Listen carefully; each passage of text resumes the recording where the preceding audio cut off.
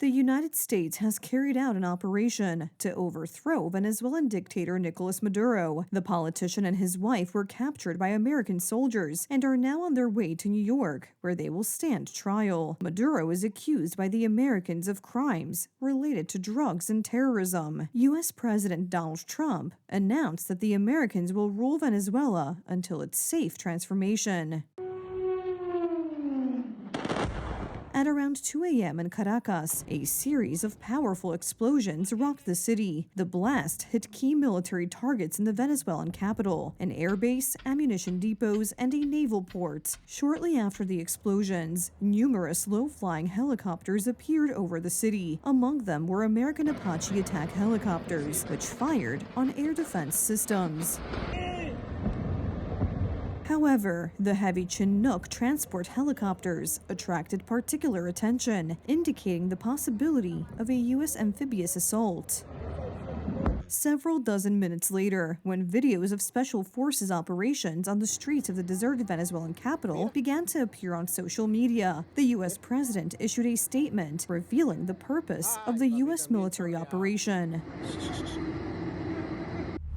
The United States of America has successfully carried out a large-scale strike against Venezuela and its leader, President Nicolas Maduro, who has been, along with his wife, captured and flown out of the country. This operation was done in conjunction with U.S. law enforcement.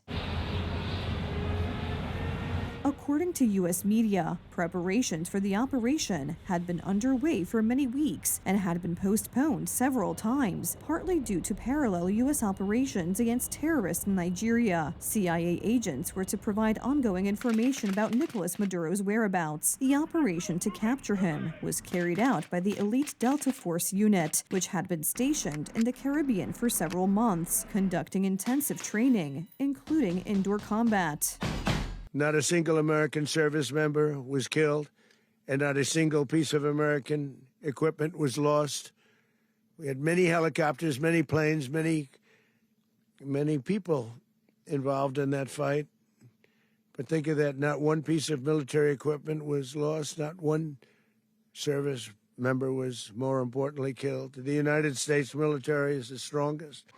Donald Trump himself admitted in an interview with the media that he watched the operation from start to finish, thanks to a live broadcast from cameras mounted on the soldiers' helmets. Several of them were reportedly wounded, but there is no information about any casualties on the American side. Maduro is on board the American ship Iwo Jima and is on his way to the United States. It was dark, and it was deadly. But captured along with his wife, Celia Flores, both of whom now face American justice. Maduro and Flores have been indicted in the Southern District of New York, it's Jay Clayton, for their campaign of deadly narco-terrorism against the United States and its citizens.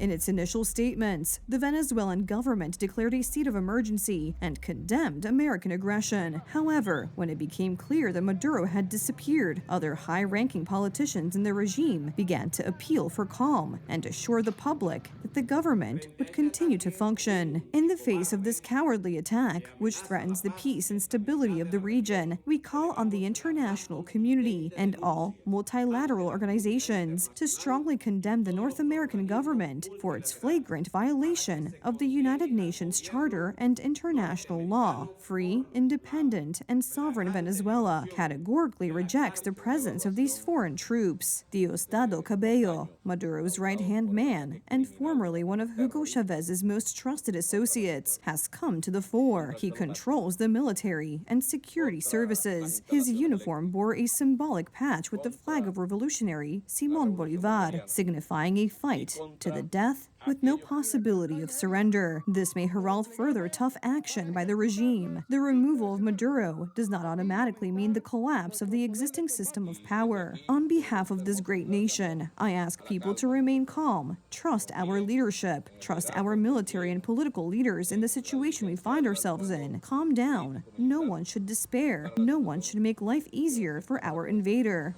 Mucha calma. Que nadie caiga en el... The news of Nicolas Maduro's capture has caused euphoria among many Venezuelans. However, the streets are still patrolled by armed troops loyal to the regime, so there are no real signs of a change in power yet. Meanwhile, spontaneous celebrations have begun in neighboring countries and among the Venezuelan diaspora around the world. I don't have any family here, only my son. My parents are in Venezuela, and I hope that I will be able to go there. My parents who are elderly and bedridden, and that I will be able to say, I am a nurse, I am a therapist, and that I will be able to return to Venezuela to take care of my father. Besides, my dad, being a political leader in Venezuela, saw this change coming. He said, daughter, when you come back, when this government is gone, you will return to Venezuela. And knowing that my dad in his lifetime witnessed the fall of Nicolas Maduro, that's a moving moment for me. It is possible that Maria Corina Machado, last year's Nobel Peace Prize laureate and one of the leaders of the opposition, will return to the country. Some experts point to her as a potential candidate for the presidency of a free Venezuela. It is already known that Nicolas Maduro is to face American justice. For years, the United States has offered a high reward for information leading to his arrest. In 2020, he was charged with, among other things, drug trafficking and organizing smuggling into the U.S. In August, the Department of Justice significantly raised the stakes. The Department of Justice and State Department are announcing a historic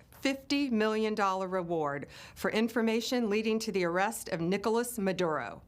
Maduro uses foreign terrorist organizations like TDA, Sinaloa, and Cartel of the Suns to bring deadly drugs and violence. Since September, the Americans have been conducting an intensive campaign of strikes against drug cartel boats. The regime in Caracas has consistently rejected Washington's accusations. In the fall, the United States reportedly demanded that Maduro step down and leave the country. In return, the dictator demanded amnesty for himself, his family, and his associates. Donald Trump, who spoke with him personally in November, reportedly rejected these terms and gave Maduro a week to leave. Our diplomacy is not gunboat diplomacy. Threats, because the world cannot be the same as it was 100 years ago. Gunboat diplomacy. I have so many cannons, so many ships. I put them in front of you, and you surrender or do what I want. No, that's over. Maduro's attitude became his downfall. Tensions reached their peak at the end of last year, when the U.S. imposed a naval blockade on Venezuela, detaining and confiscating tankers that were circumventing Western sanctions and transporting oil to Asia and Africa. Now, as analysts and politicians point out, everything is in the hands of the Venezuelan opposition. But the Americans are clear that if the regime tries to hold on to power, it will quickly share Maduro's fate.